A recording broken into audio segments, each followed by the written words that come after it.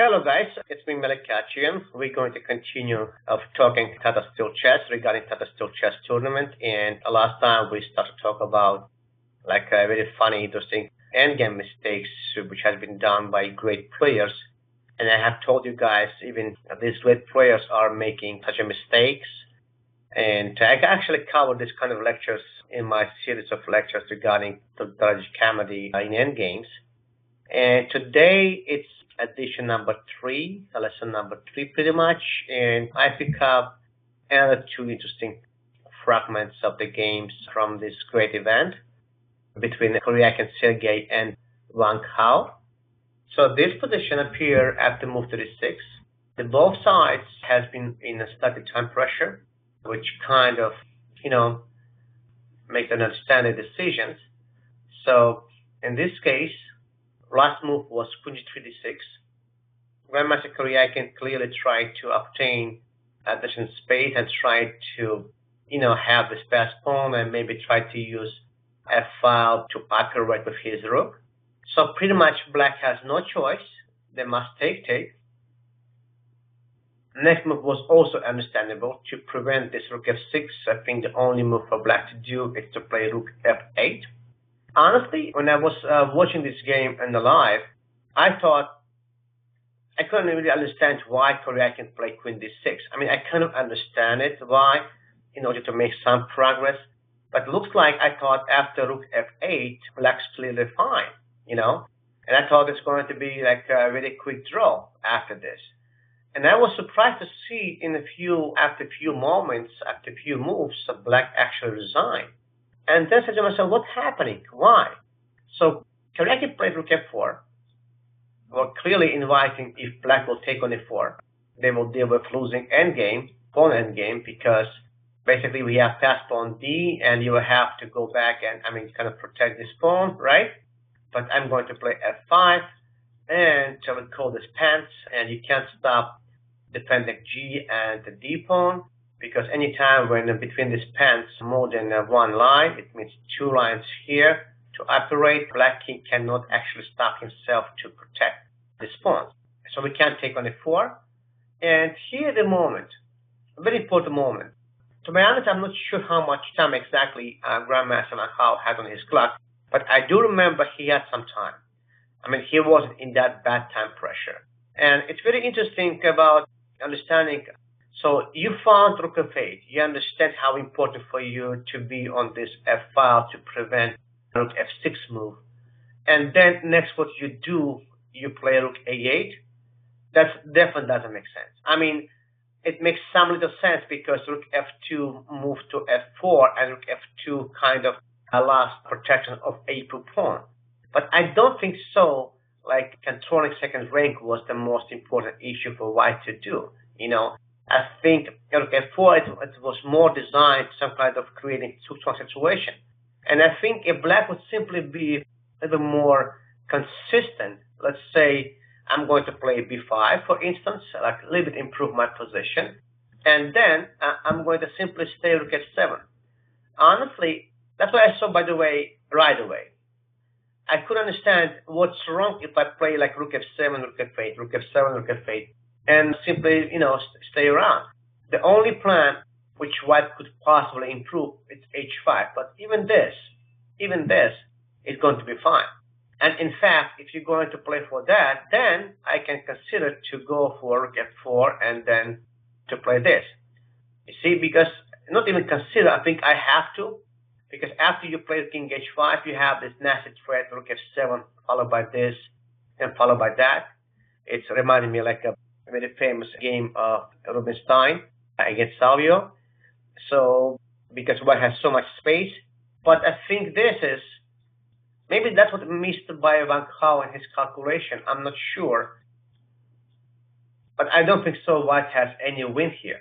Even if you believe you might have some problem here, some issues here, you still need to go for the endgame.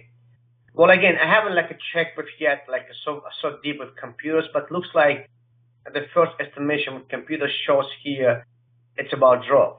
It's about drawing because you can't really find a way to trade the queens on e5 square, for instance, and create this winning pawn endgame for you. And since we pretty much deal with materially equal pawn endgame, I think black will have so many ways to do this perpetual check stuff. And I don't see the way for white here. And I was surprised, like I said, I was surprised to see how Grandmaster Manhao was pretty much inconsistent in his play. And suddenly he played rook a8. And after he captured his pawn, rook f6, he realized, this rook came here. And now I think it's over. I mean, it's actually over. Because after rook it's a 7 check, black simply resigned, because there is no way you can defend this position. No matter what you do, if you play king f8, I'm going to pick up this guy, and your rook stuck, your pawns are bad, my king has easy right to the middle, and I have a possible breakthrough on the king side. I think the only way you have to play this, but even this, it's still losing, because even this is, you can't really defend this position. I think it's not defendable. Some kind of Zugzwang could be appearing from this, from that. I can make even this check, and then this, and that's it. You're in a deep Zugzwang, your rook tight, your pawn tight, and my king runs, and game is over. Easy money, as I like to say. So that's how inconsistency in playing cost Grandmaster Manhao losing a very important half point, and he just dropped it in this pretty much like almost equal position. All right, and this is second example for the same subjects about about endgames, about mistakes, unexplainable mistakes. I don't know, funny type of mistakes. We call this, in fact, tragicomedy in endgames. I had this like a series of lectures before. So this position appeared from the game between Aronian and Leko. And since I followed this to me very carefully, the whole thing, Aronian has been coming from a very painful lose against Anand. And he was trying to, reburn in this tournament. And it was very important for him to win in this game. He obtained a slightly better position out of opening against the Leko. And this decision has been done by Grandmaster Leko, which I honestly couldn't understand why. He made here move rook d8, intentionally giving up the pawn on c5 after trading the rooks. So, what I'm trying to say, why pick this position, firstly? In one of my lectures, again, regarding these mistakes, typical mistakes in endgames, I said, there is a weapon. I'm not saying it's completely wrong for defensive side to provide such a weapon by giving away your own material. You can do that if you do know for sure the type of positions which are going to be rising after your decision, very well known, drawn. And then go ahead, sacrifice your pawn, and try to defend this position by understanding, this is dead, draw. If you're sure, go ahead, do it. If you don't, then why? Why would you give up your soldier? Why would you give up your pawn? Pretty much like simple decision by playing bishop c6 here, defending this entrance for the white rook, right? It gives you like easy money, easy way for you to defend this position.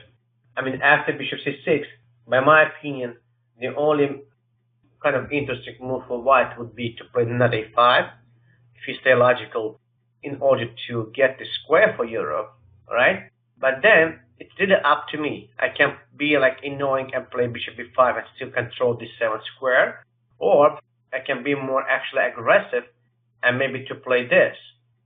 And you know what? That actually could be a different story now, because now your king is in trouble. My king is so strong. If you jump inside, I'm going to play something like this.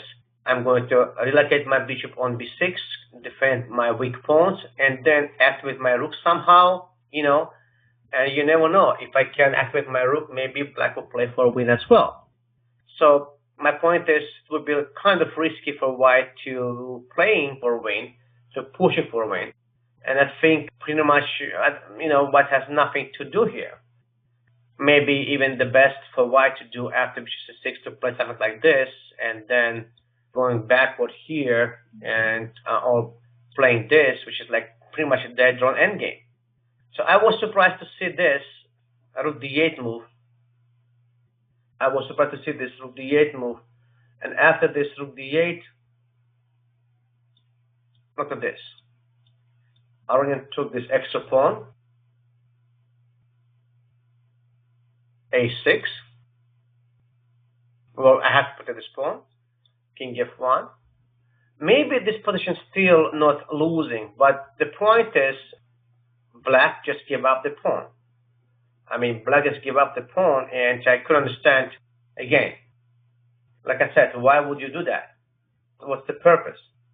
King f1, king f7, king e2, king e6, and step by step, as you see, white keep improving position. And now it's hard for black to actually come up with something like, something known weapon, something like important, kind of very well known weapon to defend this position. So I'll show you a few more moves. After king d3, g5, king d4, h5. The whole game, it was very close to draw. But the point is, it never been drawn. It never been drawn. It's like it's very hard for you to defend this type of position by knowing, oh my God, this is like close by to draw, close by to draw. But there is no draw yet, no draw yet. And I think Levon actually figured out this very quickly, and he kind of pressed very hard the whole game. So after king d4, h5, he played bishop c7, bishop b6, bishop d6. Well, clearly white wants to trade the bishops and stay with extra pawn in the endgame. And now black is only to, keep the bishops in the game.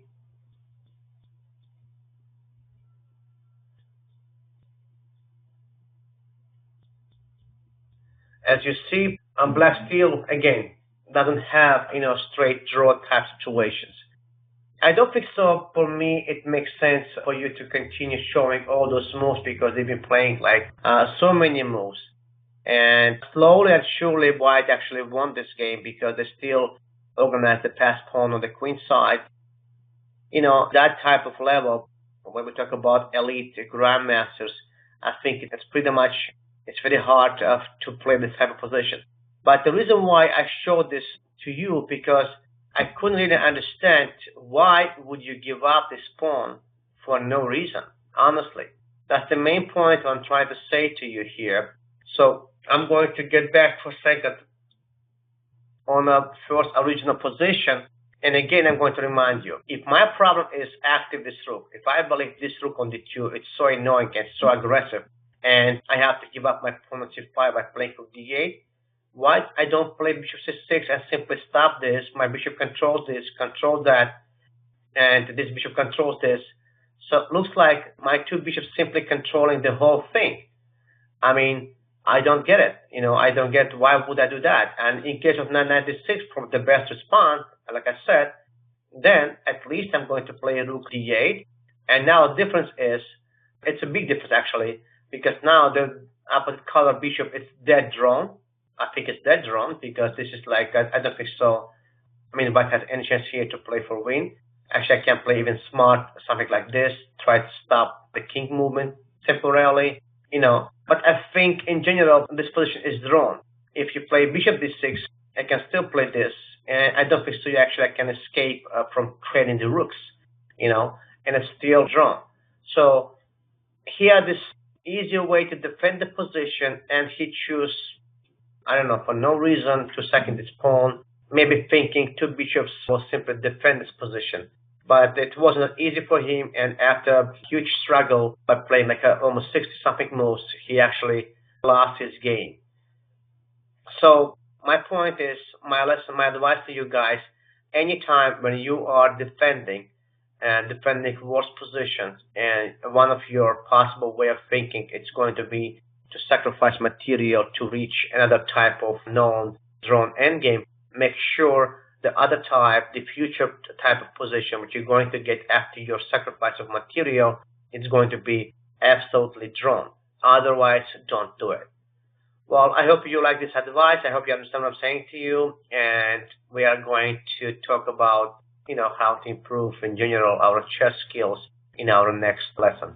Thank you for your time, and I'll talk to you later.